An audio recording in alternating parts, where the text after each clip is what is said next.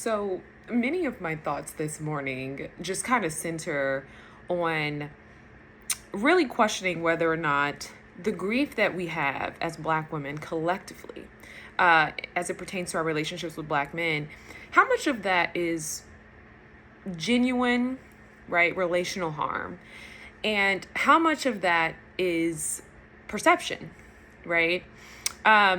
I remember meeting someone who was like, such and such is a narcissist.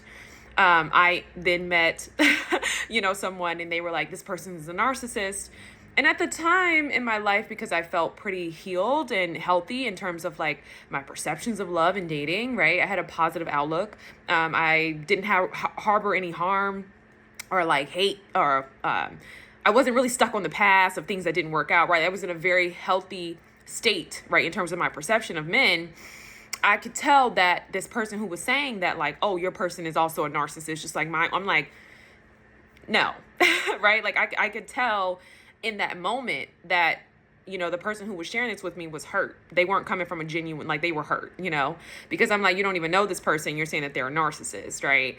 And I was also looking at this person's life, right? Like, a lot of times people will try to give relational advice or share something from a place of like wisdom or big sister or whatever, or elderly, right, guidance and so forth. But when you look at their life, it really contradicts a lot of what they're saying, right?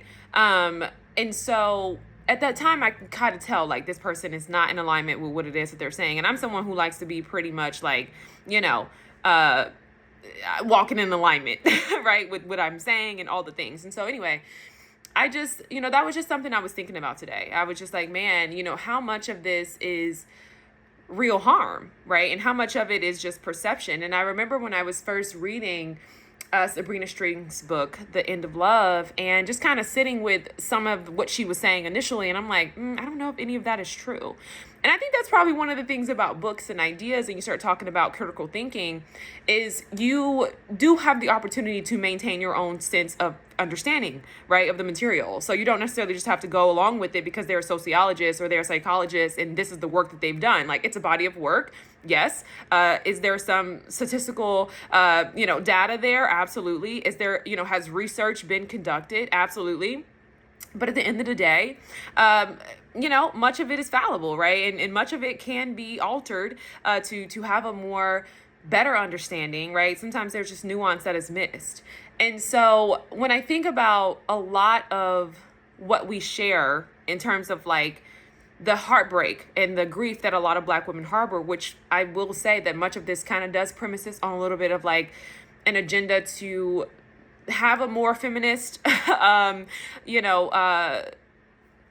want to say populist, but like more feminist ideology amongst Black women, which really nurses us in our isolation, right? And so we can say, Maslow's hierarchy of needs, right? Like fundamentally, humans are not good in isolation, right? We've seen this with solitary confinement for, those who are imprisoned. We've seen this with, study done with monkeys, right?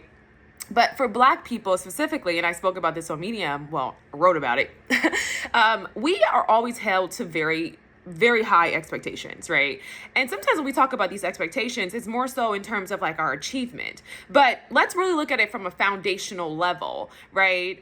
We, as Black women specifically, in this example, we are expected to be alone and to be empowered in being alone, right? While simultaneously we can all, right, everybody who's living, every human being, right, just as our species as Homo sapiens, we can say, okay, we are, communal organisms, right? We thrive in community,